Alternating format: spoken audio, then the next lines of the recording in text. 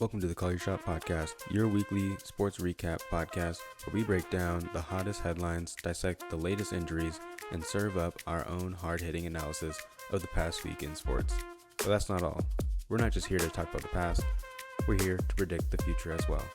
On the Call Your Shot podcast, we boldly predict the outcomes of the upcoming week's games. Hello, everybody. Thank you for listening. This is the Call Your Shot podcast with your hosts, Alix and Drew. Today's episode, we're going to go over a couple injuries that we had over the past couple of weeks, as well as touch on some of the trades that just recently happened today and how we feel like it's going to kind of work out for the rest of the season for some of these contenders, and then get into a few of the matchups that we have for this last week, and maybe talk about a couple of predictions that we have for this upcoming week. So first, major news that ended up coming out this morning was Stefan Diggs, who ended up going down with a non-contact injury. I believe it was in the middle of the game on Sunday. It was ended up confirmed that it ended up being an ACL. He ended up having torn ACL on that play and is now going to be out for the season for the Texans, who are already battling without Nico Collins, who's on IR. So now, how do you feel like that's going to work for them, Drew? They've basically been, a very good team, been a playoff contender, or actually looks like they've been almost a Super Bowl contender coming out of the AFC. But now with no losing basically two of their wide receivers, how do you feel like that's going to work out for them going forward? Well, I mean, they already pretty much have the division locked up, especially with, the Colts over there. Jaguars making a comeback, bro, I'm telling you. Okay, relax. Yeah, I mean, that division's pretty much already locked up for them, so I'm not really concerned about that per se. However, in terms of their playoff and potential Super Bowl aspirations, yeah, that kind of went down the drain real quick there, especially when you don't want Tank Dell being your primary receiver. Go-to. Yeah, and I mean, we love Tank Dell. We love our small, quick, twitchy receivers just as much as the next person. But at the same time, there is value in having a Nico Collins or a Stefan Diggs, where I always told you and Noah this. Stefan Diggs, he is always open. Every route that he's always a nuisance. Hey, that's okay. That's okay too. We need those people. Yep. But moral of the story is, I'm not breaking any news here. They're gonna miss Nico Collins and Stefan Diggs. The attention that both of those guys draw, in order to allow a guy like Tank Dell to be open, is really unmatched in terms of like secondary receivers benefiting from that kind of success. And we saw that for Tank Dell last year before Stefan Diggs got there. But ultimately, why did I forget his name? Quarterback. What's his name? CJ Stroud. CJ Stroud. There we go. Ultimately, CJ Stroud. Wow, we are starting off great. CJ Stroud is him, and he'll find a way to get it done at the end of the day. So I'm not really concerned in that sense, but major concern for playoff aspirations, like I said before. Facts. Like you said, they already kind of have the division wrapped up. They're only 2 games ahead of the Colts, who basically, we'll get a little to it in a second, made that quarterback change and now got Joe Flacco, you know what I'm saying, back in the starting job. So you don't know what's going to happen with that situation. But we'll get more into that later. But yeah, like you said, I still have confidence in them that they're going to finish winning this division. When it comes to the playoffs, though, I think they maybe could win a game. But when it comes to like facing the juggernauts like the Bills, like the Chiefs, like the Ravens, who have all basically made major moves in basically acquiring receivers over these past couple weeks, and now the Texans are going to be without their top 2 options. I don't believe Nico Collins has had any setbacks when it came to his hamstring injury, so he should be coming off IR within the next couple weeks. So it's definitely nice to have him back, but Tank Dell is going to have to step up a lot. Dalton Schultz is going to have to step a lot. So it is kind of going to be difficult for the Houston Texans going forward, as they do face the Jets on Thursday. So we'll see how that goes, but I'm not too concerned when it comes to the Texans, when it comes to winning the division or playoff aspirations, as you said. But when it comes to, making some noise, getting to basically the conference title or a Super Bowl, kind of pump the brakes on that one. So that was the major injury news. There was some small talk that C-Mac, maybe, the 49ers are on by, you know what I'm saying? Maybe C-Mac can get some work in, and then has a potential. Hey. No. So just want to say, C-Mac, I'm still praying for you. You know, come back. You know, my fantasy team, we could really use you over here. I'm just saying. Anyway, moving on. Please come back. Moving on, we did have a major trade that ended up happening. A lot of teams within the AFC that we talked about, the Jets getting Devontae Adams. That hasn't really worked out too much. The Chiefs acquiring DeAndre Hopkins, as well as the Bills acquiring Amari Cooper.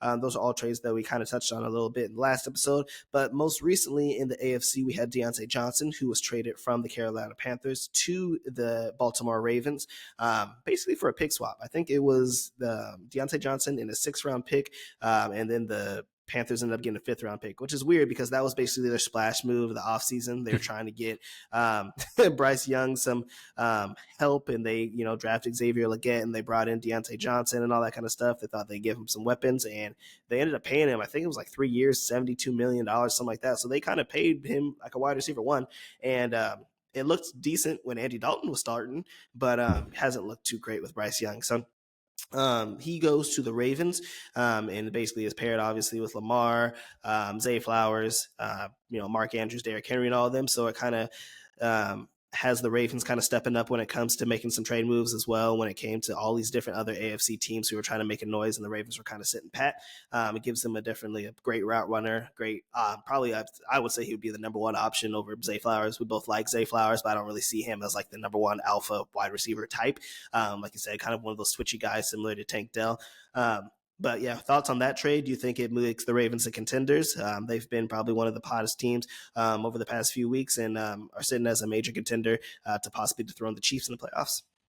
I mean, kinda, but I mean, it's all right. Yeah, well, yeah, their offense was already, you know, elite as it was. Like they didn't It's really not the problem. Yeah, exactly. The problem is when you're giving up 300 yards to Jameis Winston. Like that's the problem.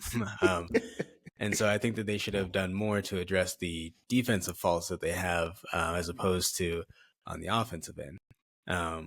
And I mean, even with that too, we'll get deeper into it here in a sec. But like as it stands right now in terms of EPA per play, the Ravens currently sit 26 right now. So like that's not going to be good going forward.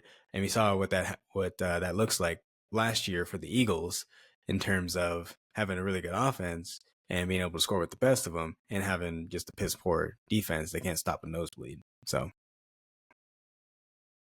Facts. I agree with you. So those were the major injuries. I believe actually we did have another one. Deebo Samuel was battling with, I don't know if it was like the flu or ended up, I don't know. He got like basically pneumonia or something. Yeah, he had pneumonia. He was in the hospital for like 48 hours, as well as didn't the 49ers end up putting Brandon Ayuk on IR earlier this week?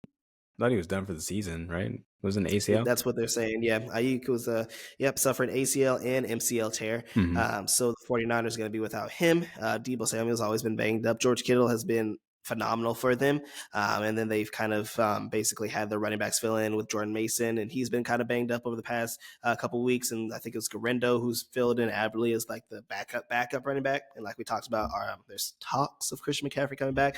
But as Drew kind of predicted for the 49ers this offseason, they are getting hit hard with that injury bug, and now they are sitting at 4-4. Ended up having that big win against the Cowboys, and we'll touch on that in a little bit. But yeah, those are the major injuries. So I guess we can veer off into that now. So the NFC, just to do a quick little rundown real quick, for the Seahawks, ended up losing to the Bills, got mollywopped by the Bills. So that was fun, seeing Josh Allen basically carve us up, and James Cook run all over us. So that was kind of tough. We were without DK Metcalf as he was battling with his own injury, so we were kind of undermanned. But I mean, it just goes to show that, the Seattle Seahawks were one of those, mediocre teams. We get some good wins in there, but when it comes to actual good teams, we kind of look helpless. So that was great. Any thoughts on that, Drew? Yeah, Bills look good. Yeah. I mean, yeah, main thing is the Seahawks are who we thought they were. And hey, you had them as your division winner. I'm just saying. That is true. And it was doing really good until Geno started remembering who he was. Who they thought they were. Yep. He's like, oh wait, I'm leading the league in passing. Wait, hold on. We're saying. Yeah, let me do some interceptions real quick. Yep. So Geno. doing Geno things this game. Granted, to be fair, it was raining outside, and so that didn't help him as well. He's more of like a sunny weather kind of guy, climate controlled, like Jared Goff. Yep. But the main thing is, 28th percentile EPA per play. That's not going to win you any games. Basically, every time he ran a play, you expected negative points. Is what that equates to. Negative 0.1 EPA per play for him on this game, and then his average depth of target was in the first percentile. And for those that aren't mathematicians out there, that is not the first percentile. That's not where you want to be. Yeah, you want to be in the 99th percentile. He had an average depth of target of 3, which is basically the line of scrimmage. And the one good thing that came out of this was he had a pretty decent completion percentage, and he was, I hope so. 3 point, average depth of target 3 yards. Completion percentage over expectations 3.1.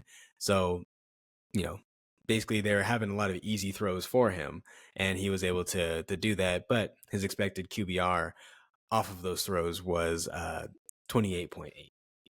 Not good. Basically, you can throw the ball into the dirt and you'd have a higher QBR rating than what he had.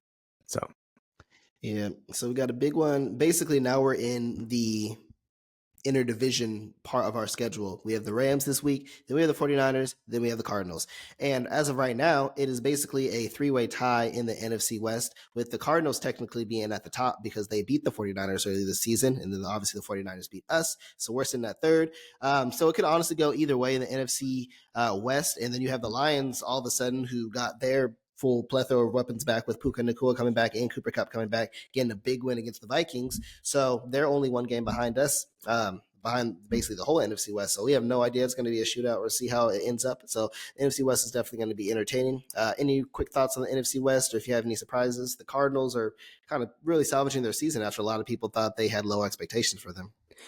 Yeah, it was kind of a weird game too. It was one of those where Kyler decided that he wanted to be like good Kyler and not like scramble around and panic and then just like chuck it into the stands Kyler.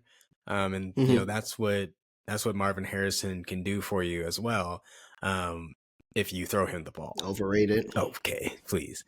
And like that is the Marvin Harrison that I expected to see the whole season.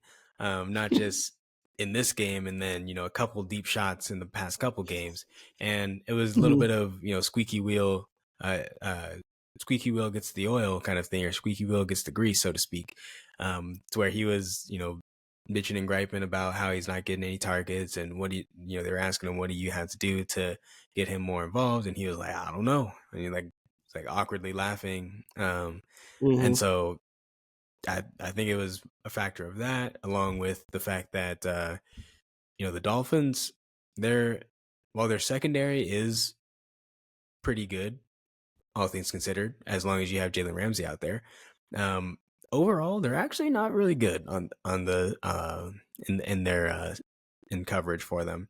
Pro Football Focus has them ranked 27th out of 32. That's not good. Hey. And so last. Okay. And so other than Jalen Ramsey, like, you're not really doing all that much out there to lock people down. So that's all I'm saying. Yep. I still think that it's probably going to end up, in my opinion, actually, I don't know, especially with Brandon Ayuk out now for the season. So now obviously Deebo and George Kittle, I mean, you still have like all pro weapons, especially if C-Mac comes back. So I still think it's going to be them or the Seahawks that end up winning the division. But I mean, shoot, I don't know. The Rams, like I said, got that huge win against the Vikings. Puka Nacua was playing, Cooper Kupp was playing, and they looked like that elite offense that we predicted that they were going to be. We just didn't think that their defense was going to be all that good. So didn't necessarily have them as like a playoff contender, kind of had them on the outside looking in. But I mean, that offense looks great. And then you have Kyron Williams, who's just that workhorse for them. So, I mean, like I said, anything can happen in the NFC West. And then lastly, like I said, the 49ers ended up beating the Cowboys. Yeah. Basically we're destroying them, and then the Cowboys made this late comeback like they did against the Ravens, like the Cowboys are prone to do. But I mean, ultimately the 49ers now are on bye, so they have a chance for Deebo to rest up. George Kittle was dealing with like a foot sprain and all that kind of stuff, and then possibly have C-Mac return for week 10. So we'll see when it comes to that. Yeah. One thing that we didn't touch on with the Arizona game or touch on with the injuries, we did, as you mentioned, have Tua Tagovailoa make his return and definitely put a spark in that offense, who had looked like literally like high school players out there prior to that. Unfortunately, weren't able to get that win as the Arizona Cardinals did beat them. But I mean, at least we can watch the Miami Dolphins again on TV without wanting to puke. So, I mean, that's good. And we wish for the best when it comes to Tua. I still don't think the Dolphins are going to make any noise, though. Yeah. So, Mhm. any thoughts on that? Yeah, I mean, for the Dolphins, it's a little too little, too late for them. In terms of this season, if they were to win that game, then it's like, Mm-hmm. okay, we're one game out of 500, and we still have a chance. We're kind of in this thing, but now, a couple games out of 500, and their schedule just gets more difficult from here on out. Like it, Mm-hmm. I'm not sure what the outlook on the season is going to be for them, to be Yeah. honest, because there were some good plays to pull from this, and finally Tyreek Hill looks like Tyreek Hill, and Right. A you get chain looking nice. exactly, and so you get everybody going, everybody doing their thing. Tua was able to mostly stay upright, other than like a few pressures, um, but yeah, it was more so, again, like I was talking about, it was the defense that let them down this time, um, and so now here we are, and going forward, I don't think that they're Mm-hmm. really going to have a chance unless there's just like an all-time collapse of the Bills, um, Yeah. in this division. Yep. Speaking of the AFC East, we had another matchup, an interdivision matchup with the Jets and the Patriots. And surprisingly, the Patriots ended up making a comeback and beating the New York Jets, again, who are now sitting at 0-2 since Aaron Rodgers acquired Devontae Adams. And like I said, like it doesn't. I mean, Aaron Rodgers still has the capability to make some of those like beautiful throws every once in a while and all that stuff. It's just, I mean, they just have not been able to put it together, and it just does not look good. So now they're sitting at 2-6, and basically, I would say the season would be pretty much over at this point. Sitting beneath the Patriots, obviously, because of the tiebreaker. And I mean, what do you do if you're a Jet player, fan, coach, whatever the case may be? I mean, I don't even really know what you do. So, thoughts on that? And yeah, any expectations for the Jets to salvage this season at all? They play against the Texans, I remind you, this Thursday. Well, one thing's for sure is that Zach Wilson now currently has a higher win Bro, rate than Aaron he has Rodgers. more wins. Yep. So yeah, That's crazy. he had a 35% win rate, compared to Aaron Rodgers, who now has a 33% win rate since starting It's disgusting. on the New York Jets. So, I mean, with that in mind, I'm sure this is exactly what the Jets fans had in mind for their season. Getting Aaron Rodgers back, after he was in the mountains and everything on off of his ayahuasca journey, and all of that. He actually had a pretty decent game. I'll give him that. Like he played pretty well. EPA per play was in the 78th percentile. 8.3 completion over expectation. All look good. All look great. But again, it was the defense for the Jets not stepping up to the plate. Yeah. And whether or not that's because because they don't have Robert Saleh there anymore, and he was kind of holding things down. He's a defensive guy, or I don't know what it was, because they had the same team, same defense that was back there, and they had Facts. Hassan Reddick as well too in the game. Um, Bill Belichick kind of called him out because he was basically like running past the quarterback and opening up scramble lanes for Drake May, and then also Jacoby Brissett. So Mm-hmm. whether or not it was addition or subtraction by addition, by having him on the defense, who knows? But ultimately, um, Devontae Adams is still not happy. Aaron Rodgers is talking about how he's in the darkness, and you have to embrace the darkness, sounding like Bane. It was kind of. Did you hear that quote that he had? It was like You really adopted the lie. I was he born in it. was saying something about how like, I've been in darkness before. You just have to embrace it. And we're like, what are Mm-hmm. you talking about, bro? Yikes. So Yeah. So Drake May ended up getting hurt in this game. So Jacoby Brissett ended up coming in and getting that basically a game-winning drive. And like, it's weird. This is the same team that you mentioned that they held to 3 points just a few weeks ago. And the defense has been good at like certain times, but it has not nearly been as good as they were last year, which is why a lot of people thought like, okay, this is a returning defense, basically the same pieces. You add Hassan Reddick. He had been battling with his contract negotiations and stuff like that, but now you do have Hassan Reddick, and we're like, okay, so this will be the exact same defense, just as good. It'll be elite, if not potentially better. But there's also been a few times like this year where they've let up a lot. So they gave up obviously 32 points to the 49ers. They gave up 37 points to the Steelers just a week ago. And then when it comes to a game-winning drive that you let the Patriots go on and you let them basically milk the clock all the way down and they score basically at the last 30 seconds, like they just aren't able to get a stop. So I don't really know what's going on with the defense. Like you said, is it the Robert Saleh? What is the situation? What is the case? They're not motivated. Whatever the case is, yeah, it just seems like a lost season. It's very unfortunate for the Jets, who a lot of people had high expectations for with Aaron Rodgers. And obviously last year it was the injury, and this year it's just the reality that they kind of suck. So, so going forward, it looks like this is the Bills' division to lose. They are sitting 3.5 games above everybody. And they are basically fully healthy right now. So that would probably be easy winner. If you had to choose any division winner, I probably feel like they would probably be the most clear cut, unless you're a Chiefs fan, I guess you could say.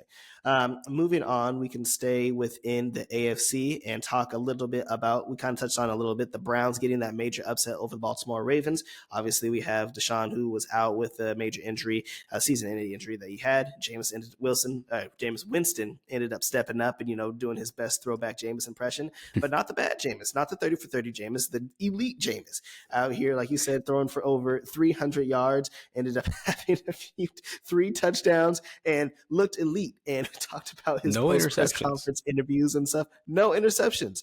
And he was like, when I make good quarterback decisions, I am a great quarterback. I'm like, hey, Jameis, you don't throw the ball. They turn the ball over, you are great. And this is kind of weird because this is what we've been talking about with the Ravens. They're this elite team. They have this formula. They have the best rushing tandem in NFL history, you could argue. And then they have these letdown games like they had against the Raiders, and they lost to Gardner Minshew. And then you lose against Jameis Winston, who technically was the 3rd string quarterback coming into the season for the Browns. So, I mean, thoughts on that? Do you think that the Browns could have another random, comeback season like they did with Joe Flacco last year? And do you still have confidence in the Ravens? Do you feel like this was just a letdown game, wounded tiger theory, if you will? And do you have any confidence in them going forward? Well, first of all, we all know it's the wounded duck theory. Okay, no. But no, I'm not concerned about the Ravens at all. Like, sure, I don't know. Again, we talked about this. For some reason, the Ravens always have one game where it's just like they're big favorites in the game. There's no way they're gonna lose. Yeah, and there's no way they're gonna lose. And then they just just roll out and show up with their JV lineup and just basically piss the bed. And that's exactly what ended up happening here. They took their opponent for granted. They came down, and to be fair, Lamar Jackson did go down and have a game-winning drive, right? But then it ultimately was the defense again that ended up giving up the true game-winning drive to Jameis and the Browns. And elite. Okay, and I believe it was Kyle Hamilton too that dropped an interception. And that was literally on that drive. That was the full Jameis experience. That is true. You had that is true. You had Jameis literally throwing it straight to Kyle Hamilton, hit him in the chest, and he fumbled it 6 times. Early Christmas, and then he just dropped it. And then the very next play, there was like a 40-something yard pass to Cedric Tillman for the touchdown to end the game. And again, even though Jameis didn't have any interceptions on the during the game, he had 3 turnover-worthy plays, and he had the 3rd highest turnover-worthy percentage on the week, even though he did not have any interceptions. The other 2 folks that are above him, as you can imagine, Trevor Lawrence with his turnover-worthy plays with his fumbles and all those kinds of things. He had an 8.3 turnover-worthy percentage. And then Dak Prescott, with his 2 interceptions, had 6.8 turnover worthy percentage. Right below him, Jameis Winston, 6.7. So INTs 0, exactly. fumbles 0, turnovers 0. Hey, Jameis Winston was spreading that thing out though too. Pause. He was out here getting like 9 different receivers involved. Jesus.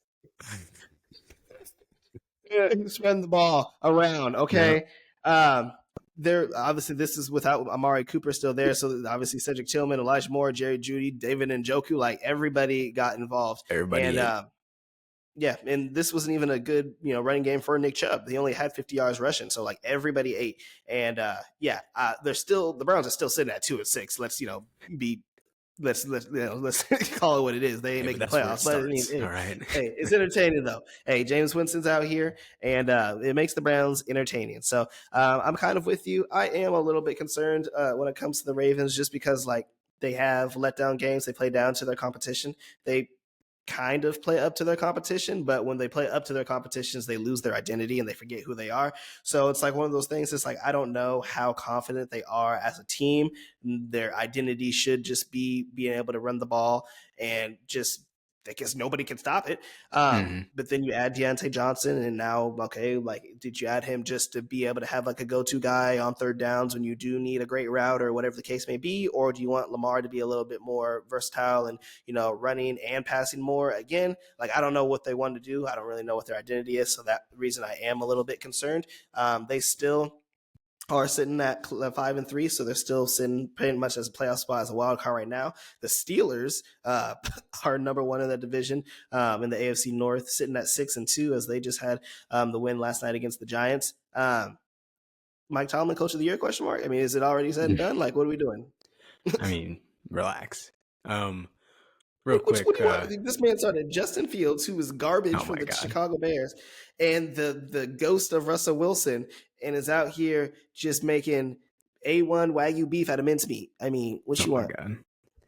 All I'm saying is that, like, what? Who'd they just beat? The Giants? Like, bro, they're 6-2. Okay, that's cool. That's cool. I mean, it's gonna get a lot harder from here. So. I mean, they play the Commanders, and then they play the Ravens, then they play the Browns, and they play the Bengals. I mean, like, those are some tough games. So we'll see. But also, another quick note on the Cleveland Browns. Well, I try not to dwell on this here, but so Jesus Christ. Of the teams and the players, or other teams, of the players that have played for the Browns over the past 3 years, there's only been 6 times where Deshaun Watson wasn't the quarterback in a row, I should say consecutively. And of the past 6 times when he wasn't the quarterback, when he had somebody else filling in for him, aka Jameis Winston, aka Joe Flacco, there's been 300-yard passing games in each one of those games. So the last 6 games that Deshaun Watson has not played for the Cleveland Browns, whatever quarterback that was, has thrown for 300 plus passing yards. Also, Joe Flacco, Jameis, whatever. Exactly. Also, Jameis also has just as many passing touchdowns over the past 3 years. All right. All right now. Let's not dog on Deshaun too much here. As Jameis Winston had in one game. So man was minding his own business, recovering. I'm just saying. I'll leave that there. I'm just saying. All right, so yeah, that's the AFC North. Touching on the AFC South real quick, we already talked about the Texans, Jaguars, and Titans. Depths of number 1 pick in the draft. That's basically it. I don't really got too much to say about that. Hopkins is already traded from Tennessee, so I wouldn't be surprised if they move Calvin Ridley, but I mean, at this point, I don't even know what they're going to do with that.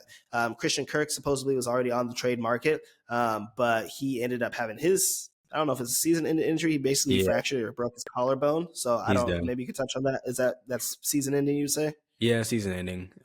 Especially as a wide receiver, like you can't even lift up your arm at that point. I kind of need that thing. Exactly. It's really the only thing that's attaching the rest of the shoulder to the body. So like you kind of need it. So people were saying from the remaining, receivers being Diontae Johnson and Christian Kirk prior to today, those were the two main trade targets for a lot of the contenders out there. So obviously, unfortunately, that's not going to happen, which is very unfortunate too, because I think Christian Kirk's on a contract year. This is his last year of his contract, so that's very unfortunate. But I think he got the bag from the Jaguars real quick though. I think it was like 3 years, $84 million. So I mean, he made his money. But then we talked about it before the podcast started. The Indianapolis Colts, who I guess had been on the fence on the quarterback decision, decided to bench Anthony Richardson going forward for my man Joe Flacco is now the starting quarterback going forward for the Indianapolis Colts, who I believe they're like 2-1 with Joe Flacco and like 0-4 or 1-4 with Richardson or whatever. So I mean, thoughts on that? I mean, let me just pull this up real quick. This will perfectly describe what's going on with our boy and Richardson. Your boy, not my boy. I did not let you were the one out here praising Anthony Richardson to start the season. Wait, man, everybody makes mistakes. You know what I'm saying? Everybody has those days. Let me see. Is the right tab here? Oh, yeah, there it is. I don't know exactly what happened, but midway through the game, he took a play off, and that's the main thing that people are talking about. And people are saying that he was frustrated, he was angry, he said he was tired. So he said a lot of that had to do with that. Oh, my God. So, as you can see here, this is just the quarterbacks that have been playing this year. If you look at EPA per play plus completion percentage over expectation as a composite rating there, you see where Anthony Richardson lies on this plot. That's not good, especially if that's your top overall draft pick. That's not good. And then you have Bo Nix over here. Like Will Levis is even on this this side over here. Like I mean, Nix 5-3. Deshaun Watson's not even that bad. Like brother, like come on, dude. Spencer Rattler, bro, come on. That's So all I'm saying is I feel like Who's he play for? Okay, I'll talk about him. Yeah, he's doing exactly what we wanted him to do. He's doing the Lord's work out there. We're tanking for Shadir. You know what I'm saying? Chest. Yep. But moral of the story is Anthony Richardson had to go. When you put up a game where it was at halftime, he was 2 for 15. He ended up finishing the game was a 2 for 18 or something crazy like that. I think the only other player that had a worse QB rating or QB completion percentage in a game was, oh man, I'm gonna butcher this. I'm not gonna remember who it was, but basically he finished the game 10 of 32. Yeah, with a 30 QBR. That's not good. But basically, there's only one other quarterback that has played over the past 20 years that has had a worse completion percentage than that. But it doesn't end there.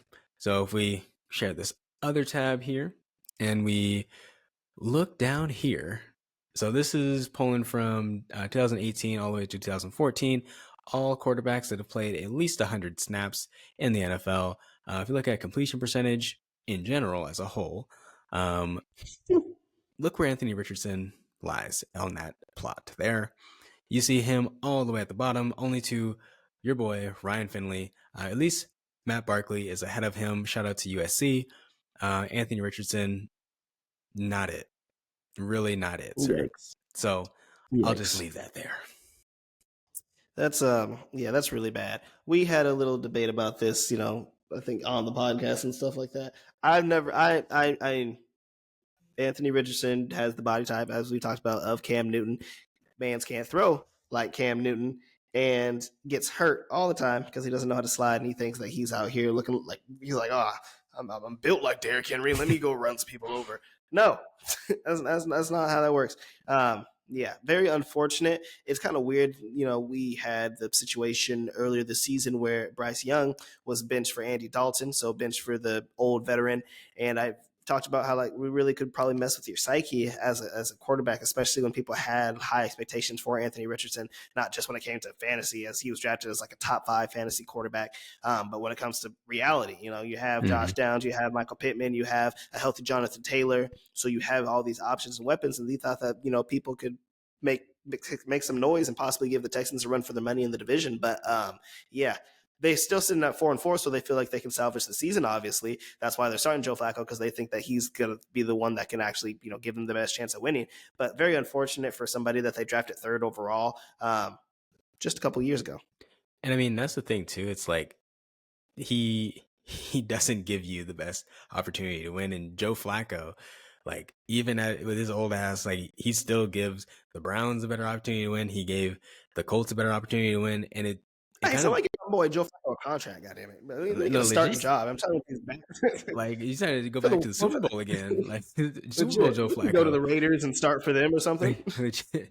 But I mean, that's the thing though too. It's like it kind of shows like how bad these quarterbacks are when you have this good of coaching.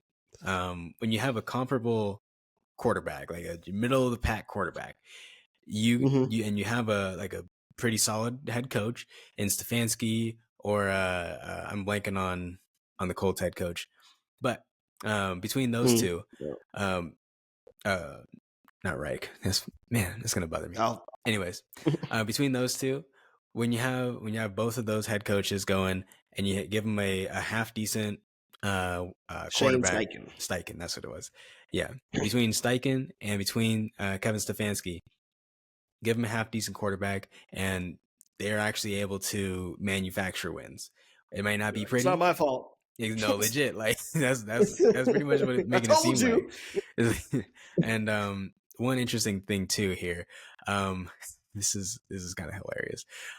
Average depth of target for Anthony Richardson, 16.8, or sorry, 18. 15.8, which is in the 99th percentile. So basically, he's targeting all the way down the field. He can slang that thing. Alec Pierce down there somewhere. Legit. But completion over expectation, first percentile. So basically, the expected completion percentage was 57%, which means that he's making a lot of difficult throws, which again means he's chucking that thing down the field, not making high percentage throws, and he's not completing a lot of them because they're hard throws to make and hard throws to complete. So his completion percentage, as you said before, 32.3%, and his expected QB rating was 23.2. 23.2. Like they didn't have a choice after this game. Like if you were to start him after this, and he was saying, especially I was with tired. This game in question too. Yeah.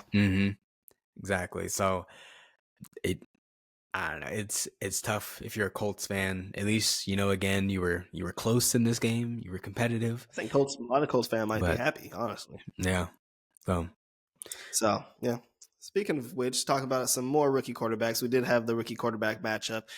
Some bullshit. The Bears and the Washington Commanders. You had Caleb Williams and Jaden McDaniels facing each other, and it was a not that great of a game. Not too much offensive production.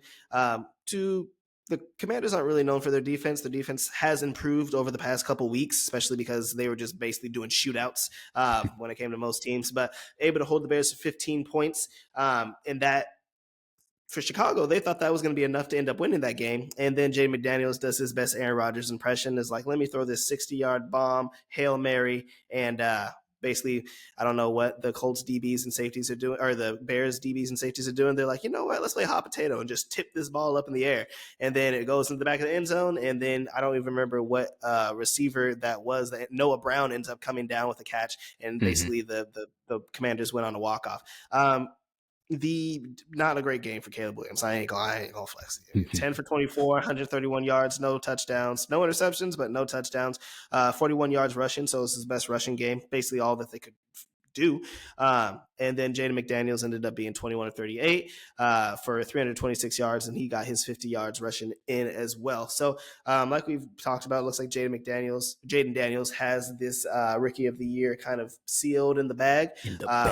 Thought there was a chance that it could possibly be Marvin Harrison after his week 2, or a chance with Malik Neighbors, but he dealt with his concussion. So now, with the Commanders sitting at 6-2, over the Cowboys, over the Eagles, everything like that. I wouldn't be surprised if their coach ends up winning Coach of the Year, which I believe is who's the former Cowboys, Dan Quinn. Yep, Dan Quinn. Yeah, so he's also a high candidate for Coach of the Year as well. With the Philadelphia Eagles sitting at 5-2, just a game behind them, technically half game, and then the Dallas Cowboys sitting at 3-4.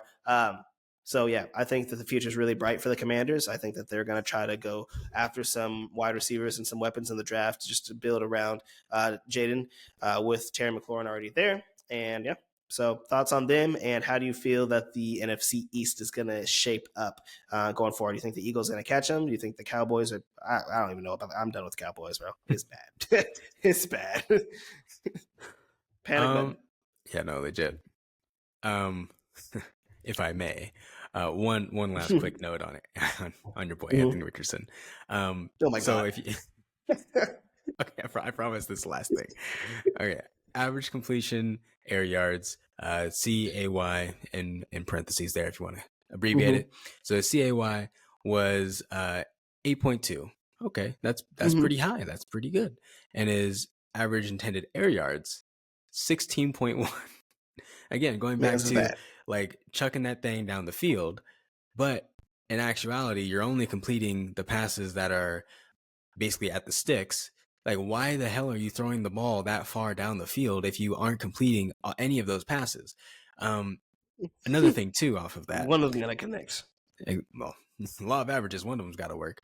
Another thing off of that as well, if you go on to Next Gen Stats and check out those ratings in terms of passer rating, Anthony Richardson had a 48.3 passer rating this week, which was the worst. The second worst was your boy Caleb Williams at 59.5. Again, I was never super high on Caleb Williams. We were always trying to crown him like he was some king, some god. I'm sitting at 4-3. I mean, I know James been great, but I mean, like, there's worse thing. 4-3 as a rookie. I mean, I'm just saying. He ain't Jaden Daniels, and I don't know why Bo Nix is out here quietly just like 5-3 for no reason for the Broncos. That's just like, but I mean, hey man, give him his flowers. But I'm just saying, like, he was doing pretty damn bad this game. Like, it was not looking good at halftime. It's like that quote. They had us in the first half. They had us in the first half. They should have won the game. That's all I'm saying. Well, should have won the game. All that. It was like I said. What do you mean? There was like a 1% chance success rate on that play. Like I said a couple weeks ago, let me immediately put in that bet. Regardless of whether Jaden Daniels, you wanted to spread. You were just saying. I didn't say nothing but no spread. Hey, regardless of the spread, regardless of the spread, regardless, they covered. That's all that matters. That's all I care about. So. Okay. And with that too, I won my bet. That's what really matters anyway. Right. But yeah, so Caleb Williams had a negative 0.27 EPA per play this game on 39 plays. Even though his average depth of target was 97th percentile at 13.2. Again, he was chucking that thing down the field, but a lot of low percentage throws for him, playing a game that is not necessarily his strength, especially with like when you imagine you'd have a better chance against one of the worst defenses in the league to be able to put up a better stat line, right? Like, this would be the game to do it. This was either this team or it would be against the Panthers. And I mean, looking at this game right now, 15 points against the Commanders, that's supposed to be encouraging. Like, hey, the Commander. I'm just saying. The Commanders have held like 3 of the past 4 teams to under 15 points the past 3 games. I'm just saying. Who have they played recently? It don't matter. No, you go ahead. Say who they played recently. Like the Browns, the Panthers, and the Bears. That's fine. That's fine. Okay, exactly. That's what I'm saying. Like, hey. Jacoby Brissett just dropped 25 on the Jets, who were supposed to have an elite defense. So I'm just saying. Jacoby Brissett's elite, bro. Don't you heard it here first. I'm just saying. Okay, but that's one thing too. It's like the Commanders, maybe they look good this week, on defense. Again, take into consideration who these teams are playing. Like, they're gonna look good against bad teams because they're bad teams. So they play the Giants, and they play the Giants this week. So I mean, hey, that defensive ratings, they going to improve. God damn it. Exactly. I mean, when they played against Baltimore, they gave up a 30-piece. So, like, it's not terrible. They played against a good team. They gave up 30 points. That's not good. You Like, want your not defense terrible. giving up 30 points a week? No. If I have Jaden, I keep wanting to call him McDaniels. If I have No, Jaden same. Daniels on my team, then shit, I might be okay with that. Okay. Anyways, when they play against, even when they play against Pittsburgh, that'll be a good test because now they actually have comparable quarterback play back there. And then when they play against Mm-hmm. Philadelphia, that'll be an even better test to see how their defense holds up with that. I feel like that one's going to be a high scoring game. Probably be played in, honestly, probably like the 60s in terms of the total. Mm-hmm. I bet that they'll put the total around like 50, 51 or something like that. So you got Commanders winning this division, or what? I'm not gonna lie. I'm still sitting with the Eagles. I ain't gonna lie to you. I'm still with the Eagles too, but I did sprinkle some to cover myself with my Eagles bet that I had So I had all the way to back in do like it. February. So right now Mm-hmm. I have I believe I have the Eagles at plus money because at the time it was the Cowboys that were favored. Not sure why, but um, Eagles plus money, and then also I got the Commanders at plus money too. So in theory, as long as as long as the Giants don't win, and as long as the Cowboys don't win, make some money. And even if either one of them win, still profit. So we're good. But Fair enough. I mean, with the way that the Eagles are playing on defense, man, I don't know, and it doesn't look like their offense is really clicking either. So I'm not sure what's going on with the team, but it's not looking like it's right. There's something wrong going on. Facts. Facts. Well, that is pretty much the majority of the games that we had over the past week. Was there anything else that you wanted to touch on when it came to teams before we get into our picks for this upcoming weekend? Nah, I mean there was just the game we didn't talk about that much, but I mean don't really need to. With the Cowboys Mm. and the 49ers there. But the main thing being that Cowboys bad at football. They're not It's good. This is tough. not their year. And their It's defense, tough, since they have everyone out and hurt on defense, right? it's really starting to show. And Dak is being like Jameis Winston right now. Um, Bad and it's Jameis. exactly, and it's you can do that when you have an elite defense. You can get away with those kinds of things. But right now with the defense in the state that it's in, that's not going to win you any games. Especially Yeah. when in terms of EPA per play, they're 30th. The only teams that are worse than them right now, the Carolina Panthers and the Jacksonville Jaguars. So that's not company Yeah. you want to be in. It's tough because they didn't make any moves. They lost Tony Pollard, and they're like, you know what, we're gonna bring in the corpse of Zeke and the historic, fossil of Dalvin Cook, and be like, we'll be all right. And then they didn't make any really changes, and then you lose two of your best defenders, and don't make any additions. And then you have the Brandon Cooks injury, who I'm not saying Brandon Cooks is like a world beater, but as a wide receiver too, he's actually pretty solid. And he was good for them last year. So then you kind of have Tolbert trying to fill in, and it's just basically CD, and that's it. So now teams are just bracketing CD, and nobody else can get open, and that's pretty much it. And then they make these miraculous comebacks at the end of the game that aren't really comebacks because the teams are switching up their defenses and kind of just playing more of a prevent defense. So I mean, like, you're able to score, it just takes more time off the clock, and yeah, that's kind of where you're at. You paid Dak, highest paid player in NFL history. You played CD, top three highest paid wide receivers in NFL history. And now you got Micah coming up in the offseason. He's going to be like, hey, I know I'm injured, but I'm going to need my bread, though. So, like, you're in win now mode. Now you're sitting at 3-4. Not only do you have the Eagles, who are good as we expected, sitting at 5-2, now you have this new team in the Commanders, and you're like, oh, whoa, wait a minute. So now you're kind of just sitting in no man's land, and it's really unfortunate for them. So, I mean, I don't really know where the Cowboys go from there. You play the Falcons this week, and that's not going to be no easy win because Kirko gonna be ready. Right. And then going forward, what does the rest of their schedule look like? You play the Texans, you play the Cowboys, or you play the Eagles. Oh my goodness, you play the Falcons this week, then the Eagles, then the Texans, then the Commanders. So I mean, that's a gauntlet in itself, and you're already sitting at 3-4. So in theory, you need to go at least 3-1 in order to keep your head above water and potentially make a shot at the wild card. I don't see them going 3-1 in that stretch. So No, definitely not. And it's one of those things too where like the problem might actually be the owner as opposed to, the players that are on the field, and trying to give the players a better opportunity to win by giving the team actual good players on the field. Because if, like, again, like you mentioned, they didn't do anything in the offseason. They were just like, yeah, no, we're good, man. We're good. We got who we got. We can just bring Zeke back. He Bro. was good before. And then we got Rico Yeah. Dowdle. Like, Hey, I so told you, like, Rico Dowdle. Let's say. bro.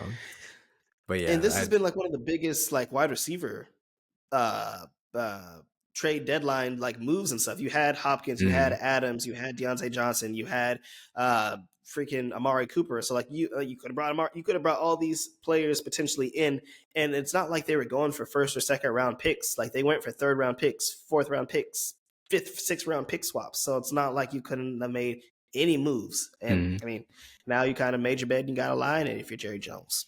basically, people were going for like bags of Skittles and like almonds and stuff too. Like that's crazy, especially Diontae Johnson. Like I feel like Diontae Johnson's worth a little bit more than what he was given for, but I think the Panthers are still paying like a good part of his salary too. So like yeah, it's crazy. if you're a Ravens fan, I'd be phenomenal with that trade.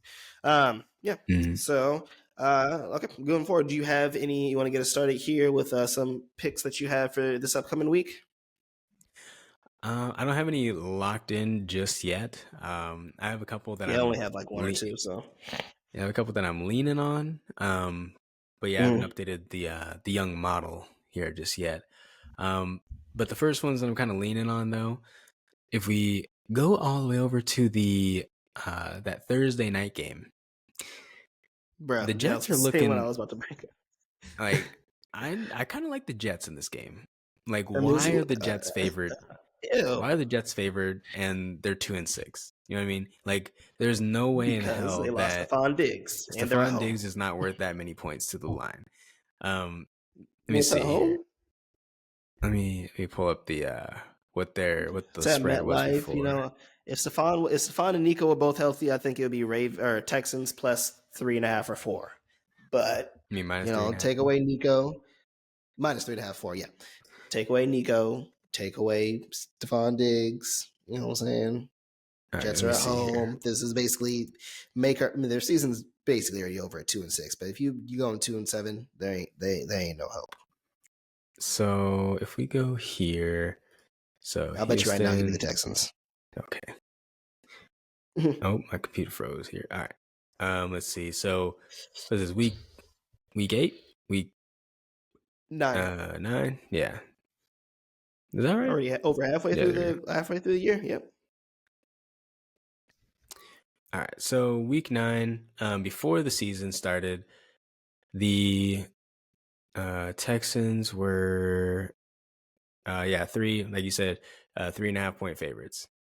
So I don't think like what think that Nico mean? and Stefan Diggs like your points? number two. Yeah. They're not worth no 5 points. Like, that's crazy. That is actually wild. So like I think that's why I work for Vegas and you don't. Okay. Yeah, I'm taking the Jets. Give me the Texans. Okay. Wounded Tiger.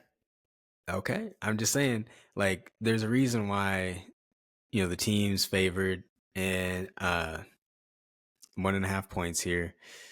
It's kind of fishy, makes no sense. And it's also moving too, because it was 2 earlier today. Yeah. And so if you also take a look and look at the bet splits, 81% of the bets, Alex, 81% of the bets are on the Texans, bro. Like, come on, prime time game. Absolutely. I am legally obligated to bet on that game. Like, I don't want to, but I am legally obligated to. That is absurd. Prime time game, 81% of the bets. Like, that's crazy. Lock it up. Jets by $1 million. The Jets by $1 million. Fair enough. I have the Texans in this game, and the only other game that I ended up did like in a team was your Commanders over the Giants. I understand it's basically like a make or break game for the Giants as well. But I mean, I still don't see why the Commanders would only be favored by a few points. I think it's only like 2.5 or 3 right now, unless it's moved since last time I checked. But I would take the Commanders in there, especially if their defense looks like they are going to come to play, especially our Drew says in these weak teams that they're playing. Well, I consider the Giants a weak team in that same category. So, yeah, I'll take the Commanders in that spot. Please and thank you. Yeah, I mean, as long as Andrew Thomas is hurt for the can't even think of the name of the Giants, And Tyrone Chase is going to be out. Yeah, like I have no choice but to bet against whoever they're playing. It could be the Panthers, bro. I don't care. They cannot stop a nosebleed without Andrew Thomas there at left tackle. They basically put that man on First Street and they just said he's for sale. Take your pick. And like it was bad, bro. Like I almost feel bad for Daniel Jones because it makes him look really bad. Oh man, he's just getting sacked all the time. He can't even get any throws off. He's getting intercepted because he has pressure in his face on every drop back. Like the man can only do so much when you drop back to pass, and as soon as you get into your 5-step drop, you're already being tackled. Like yeah. And like this is like the yearly thing too. Now people are saying, "Oh, Daniel Jones, like are you thinking about making a change at quarterback?" And coach is still like, "Nah, still Daniel Jones." Yeah, and I mean, and before this before this past week, I should say, the Giants were 25th in the league in terms of pressures allowed on pass plays in particular, and then in terms of sacks that were allowed, they actually were doing pretty decent in terms of scripted pass plays. However, obviously, they had to run a lot of plays, and so in terms of like the percentage, yeah, sure, it was lower, but that's also because they were down a lot more and they had to pass a lot more. Whereas the Jets, they are notorious for being a slow offense, and they've given up almost double the percentage that the Giants have, and they're 31st in the league in terms of sacks allowed there. So all I'm saying is it's not all Daniel Jones' fault. It's more so the offensive line not giving him a chance. Even though when you do give Daniel Jones a chance, he still isn't great, but he's not terrible. Serviceable, I should say. Yeah, facts. All right. Well, that's pretty much all I got. Did you have any other games that you were looking at? Yeah, I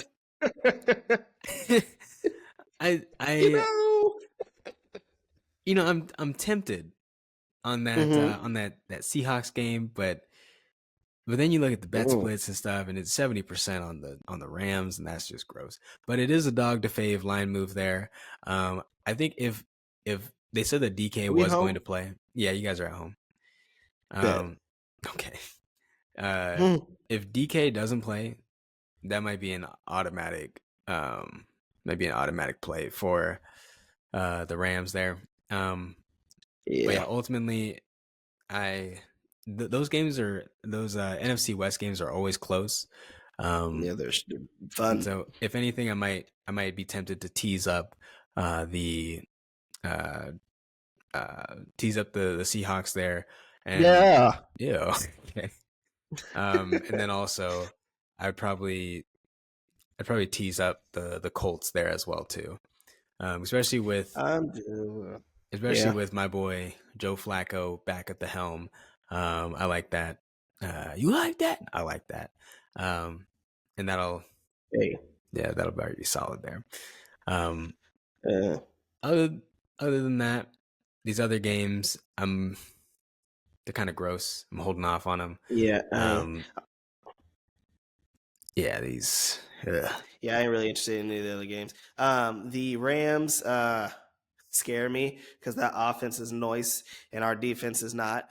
And Matthew Stafford cannot move, but he can navigate the pocket real quick. Because I think it was they're in the red zone against the Vikings, and they had him dead to right, straight sack. Somehow, some way, this man maneuvered and ended up scrambling in the pocket, and then ended up throwing a wide open Cooper Kupp. And I was low-key pissed off because I was like, well, hold on, why is he moving like that? But yeah, I'm just that concerns me. I think that if DK plays, we'll be able to score, be able to move the ball. It's not really that big of a concern for me. It's just being able to stop the Rams, because if it gets close, I'm concerned. So yeah, and then I don't mind the Joe Flacco thing. I think that this is going to be like a kind of a big game for the Vikings, though. That's the only reason I wouldn't. They're kind of like, on this 2-game slide over after starting 5-0. So I think that they really need this game to get back on the right track. And I think that the Colts may get a slight resurgence with Joe Flacco back at quarterback, but I still don't think that they're a great team, even with him. So, I mean, hey, we'll see. It might be kind of a little bit of shootout. Joe Flacco's good at those ones. So, yeah. Quick side note here on the Seahawks too, in terms of getting pressure on the quarterback. Interesting thing here. I been compiling my own stats and stuff so I can filter out the way I want to and not being subjected to the man. Anyways, oh boy. So when you filter out the players on the team that have played at least 4 games this year, this was based on last week's data. So basically played in half the games, and then you do that as a percentage in terms of this amount of snaps that those players have played. In terms of pressure percentage for the team, the Seahawks are actually number 1 in the league at 18.12% of snaps that they've played that qualify for those statistics in the league. So, I mean, that doesn't bode well for Matthew Stafford. So that's a pretty solid point there. And we did see the line kind of trickle down from, I believe it was at 3 before, a little earlier, when the line first dropped. And so now it's down to 2. So that might be an interesting little sneaky play there, Mr. Harris. And especially after, Geno looking as bad as he did and playing as bad as they did in that last game.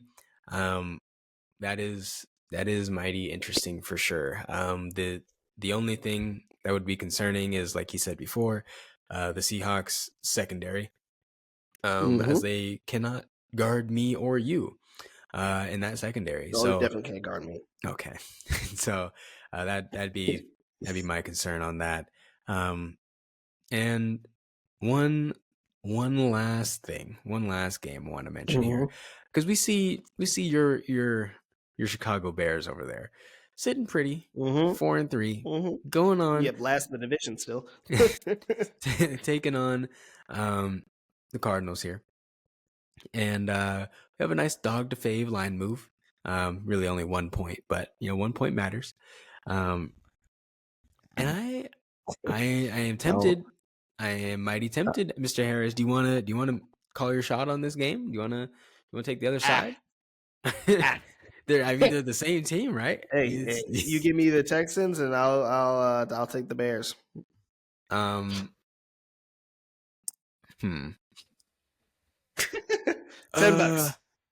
Both of them got to win. I'll give you the Patriots. Yeah, I got the Titans, man. I don't care about that game. Well, you're not gonna watch. Nobody's watching that game. I'll watch it. No, you won't. Nobody said anything about the Patriots and Titans. I will take the Bears and the Texans for $10. You could take the Cardinals and the Jets. Both of them got to win to get the money. Otherwise, it's null and void if it's a split. That is mighty tempting. Money line, of course. Okay. That helps you. That's gross. Well, see, my thing, I don't know what I'm going to get from Kyler, especially because let's say it's 50-50.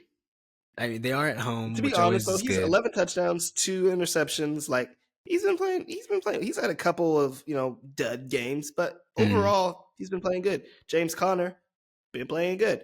Marvin Harrison, you don't know what you're gonna get for him, but okay. Trey McBride been playing pretty good. When they throw him the damn ball, he playing good. Fans can't catch. Okay, yeah, fucking right. The thing is though, like, even though the Bears gave up that last second play, the Bears defense have actually been playing pretty damn The good Bears team is football. legit. Like they're pretty They've carried them. under. Yeah, they're right now in Pro Football Focus in terms of defensive rating. They're fifth. Like that's I would call them an elite defense. yeah. I don't I don't like it. Like I said, I just said that it was interesting. I just said it was interesting. I didn't say I wanted to do it. You know what I'm saying? Well, you did say you wanted to do the Jets. is, So we can just do that game itself, and I'll take the Texans. That's fine. That's fine. I don't want to go against you. Why can't I just have my bet and be happy? Like, fine. Fine. I don't want to lose money twice. Like, stand on business. Stand on business. Fine. You know what? Let's do it. Give me. You want both, or you just want the one? Nah, I just want the one. I ain't going crazy. I just want the one. I'll take my Jets. Jets. All right, cool. That'll do it when it comes to the football.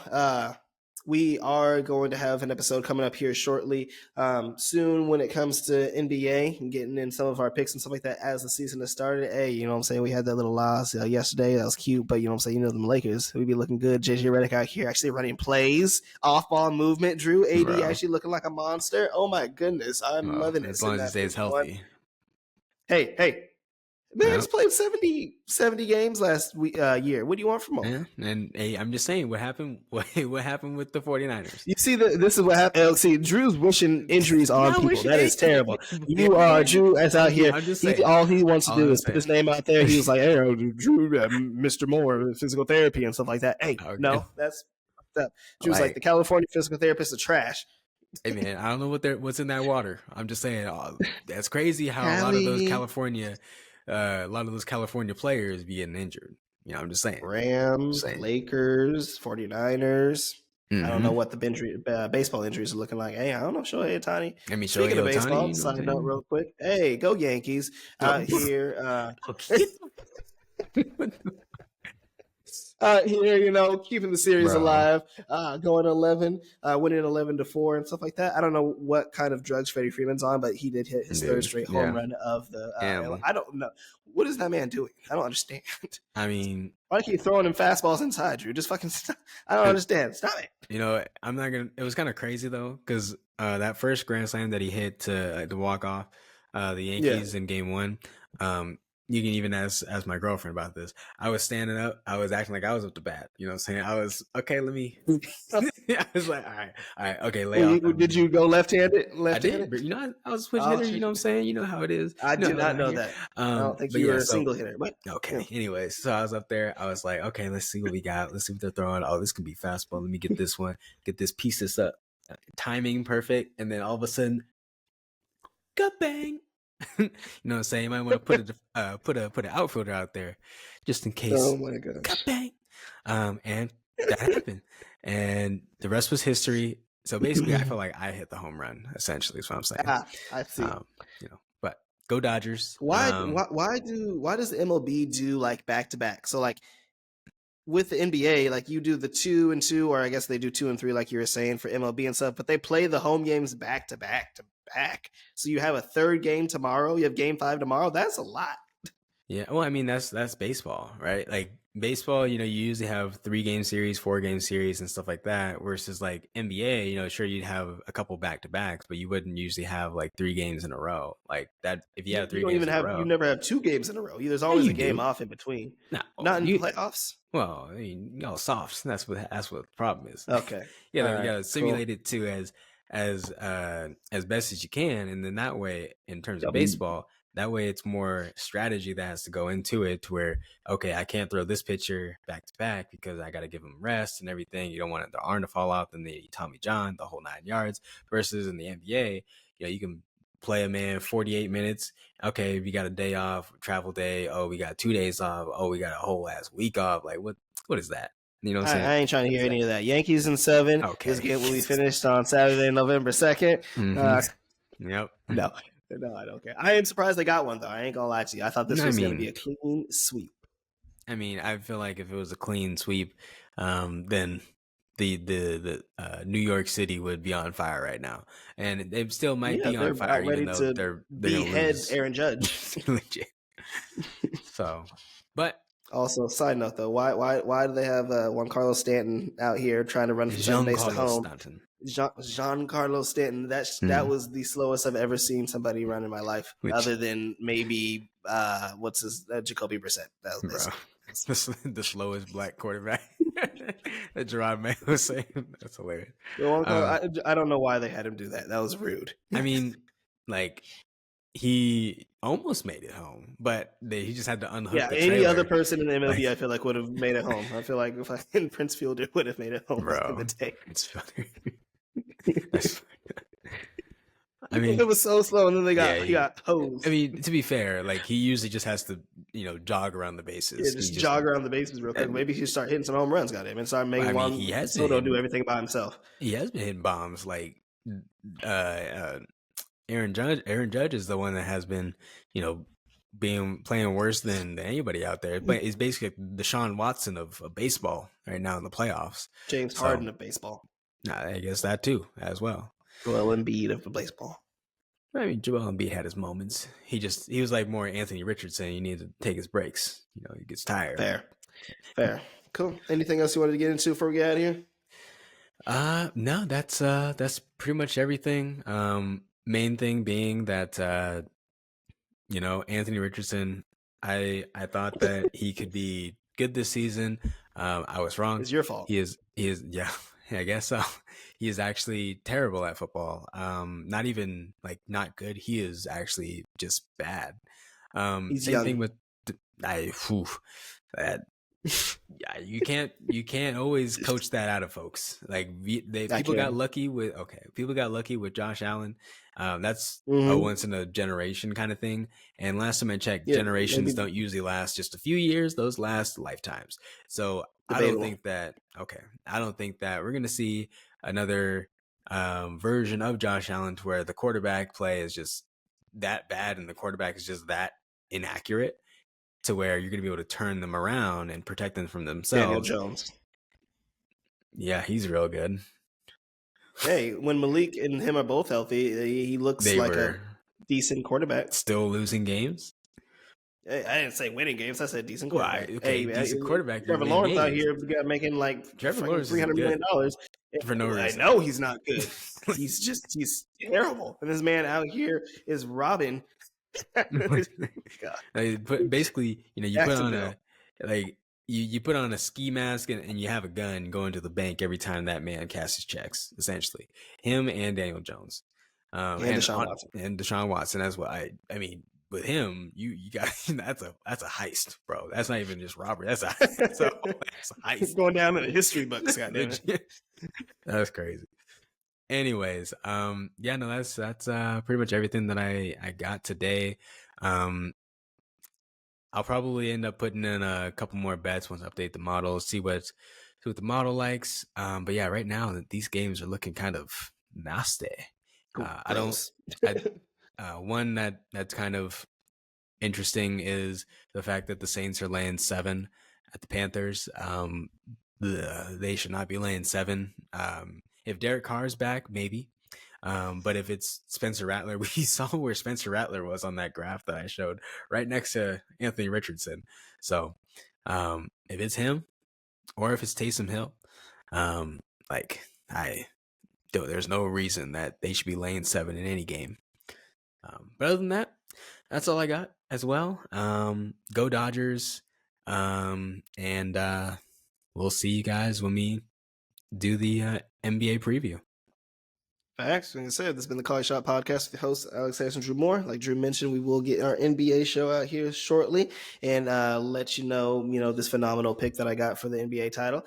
And other than that, still find us wherever you find your podcast and on YouTube. Hey, shut your mouth. Other than that, hope y'all have a good one, and we will see y'all next time. Go Yankees in 7. Okay. I do not care about either team. I don't want to go lie to you. Hey, bye.